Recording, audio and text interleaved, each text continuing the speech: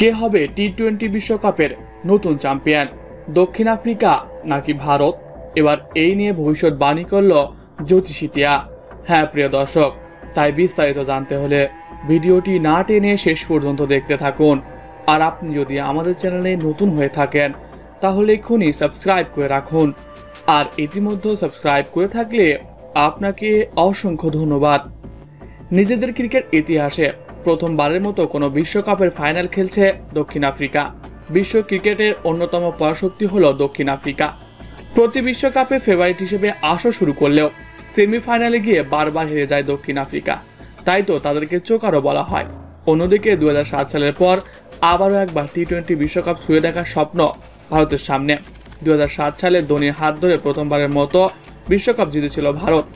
এখন পর্যন্ত আর ট্রফি ছুঁয়ে দেখার সৌভাগ্য হয়নি ভারতের, তাই তো ফাইনালকে ঘিরে সিরিয়াস দুই দল। ভারত ও দক্ষিণ আফ্রিকার টি-20তে 26 বার দেখা হয়েছিল, সেখানে 14 বার ভারত ও 11 বার দক্ষিণ আফ্রিকা জিতেছে ও একটি ম্যাচের কোনো ফলাফল হয়নি। তাই তো এ ম্যাচেও কেউ কাউকে ছাড় দিতে রাজি নয়। আগামীকাল রাত 8:30 গায়ানায় অনুষ্ঠিত হবে এই ম্যাচটি।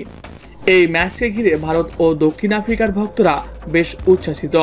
এখন পর্যন্ত ভারত ও দক্ষিণ আফ্রিকার দুই দলই অপরাজিত, কেউ কোনো ম্যাচই হারেনি বিশ্বকাপের মঞ্চে। তাই তো এই দিনে লড়াইটা হবে শিয়ানে শিয়ানে, কেউ কাউকে ছাড় দিতে রাজি নয়।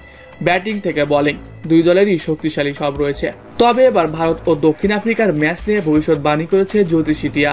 তিনি বলেছেন, প্রথমবারের মতো ভারতকে হারিয়ে বিশ্ব চ্যাম্পিয়নের স্বাদ ভোগ করবে দক্ষিণ আফ্রিকা।